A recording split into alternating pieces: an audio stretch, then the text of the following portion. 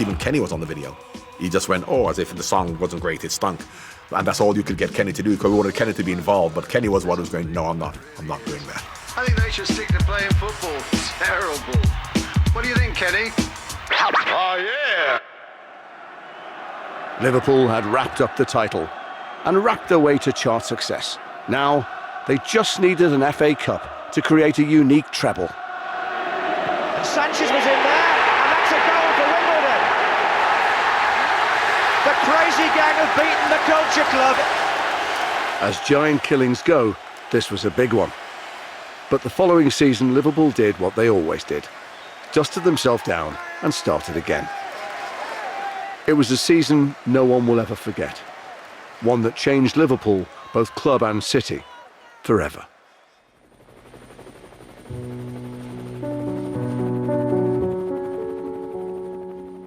In the history of Liverpool, Hillsborough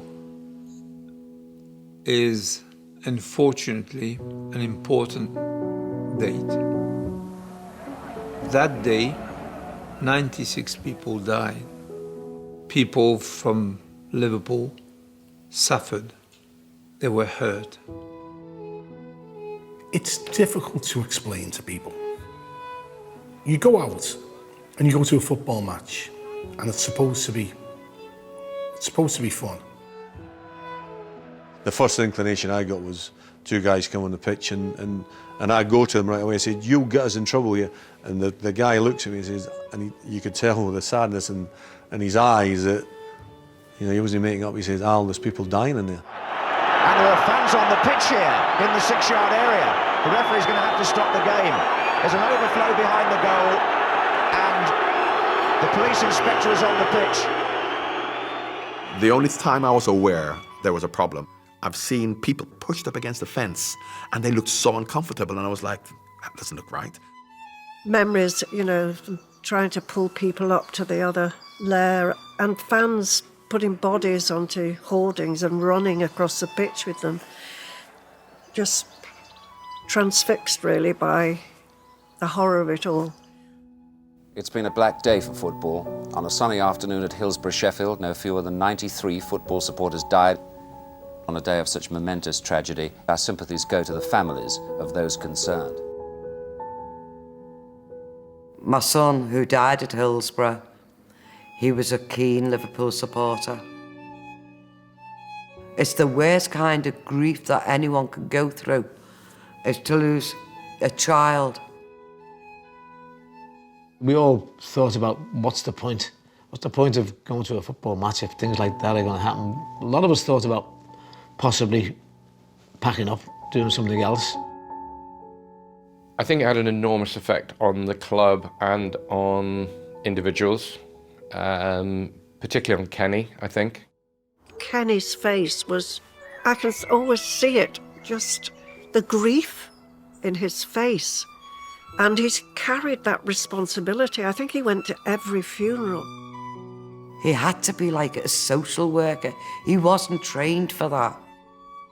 For Kenny personally, we owe a great debt because he was so comforting to all the families.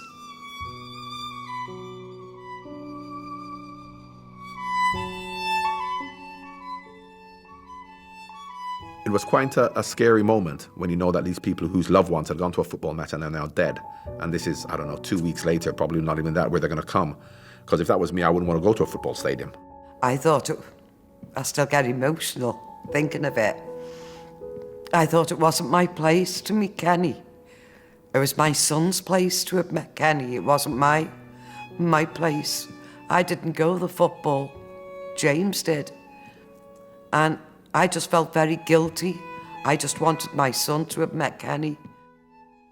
And so many of them were coming into the players' lounge and they were going, I can't believe that I'm here with Kenny Dalglish and John Barnes, and if whoever they lost, if they could see me now in the lounge with my heroes, they would just be loving it. And that showed how much their club means to them. That really made a huge impression on my understanding, which I already had after a year of the relationship with the club and the fans. I often wonder, what support did they get? They were giving it to us, but what support did they get?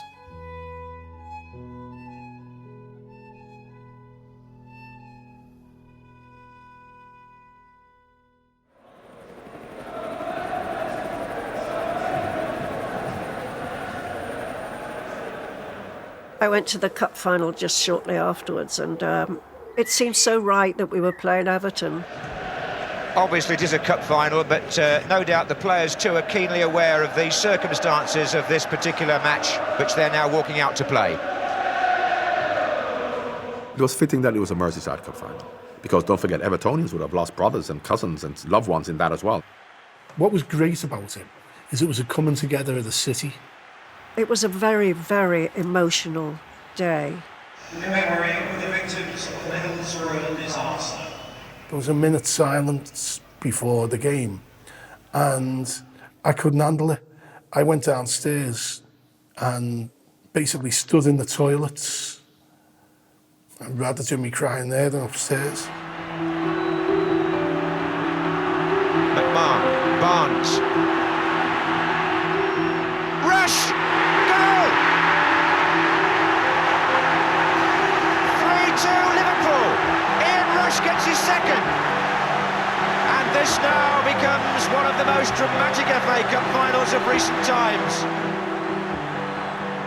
So much emotion, joy and sorrow. I mean, just an extraordinary day. And Liverpool have won the FA Cup, the first leg of the double, and perhaps softened the pain that so many of their supporters have been through recently. And in a fine, dramatic final, surely lifted the spirits of a whole city and of the game of football. I always believed that that should have been the year that the FA Cup wasn't played for. I thought it'd have been nice as a legacy for the 96. But now think back and reflect on it all. Yeah, it was good for the fans maybe, good for the city. Just 6 days after having won the Cup, Liverpool played Arsenal at Anfield, hoping to win the double. All they needed to do was avoid losing by more than one goal. And Thomas goes inside Nickel, and Thomas is there, and Thomas has scored for Arsenal. And Arsenal have won the championship here at Anfield. On the Cup that night, when it went in, there was shock. And then someone, a voice further back, just said, you know what? Worse things happen. And it was one of those strange things. It was a moment that broke the misery, broke the depth of misery.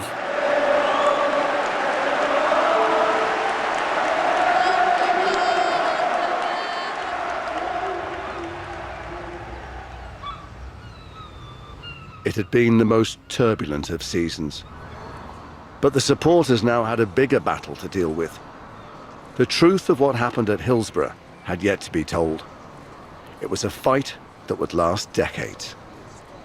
It's not unusual in the history of Liverpool for its people to become folk devils, for the media to exaggerate and, frankly, lie about the behaviour.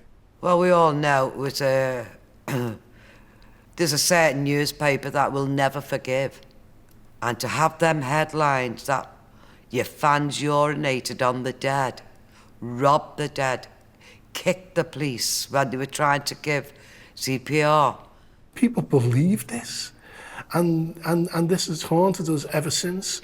And for the families of the dead, for the survivors, for the witnesses, it's been an extra layer of misery. And that really, really got to me. And I thought, at that time, straight away, I thought, we've got a fight on our hands. Both club and supporters were united in this fight. The players knew that creating memories on the pitch might help. The next season, they regrouped and challenged for the title again.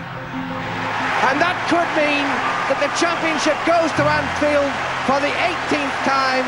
Well, there are scenes of delight all around Anfield. The Kop alive with passion and emotion.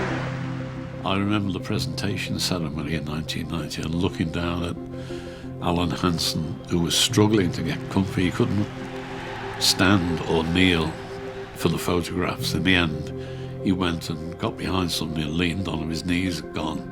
I knew that was literally the end of an era in more ways than one.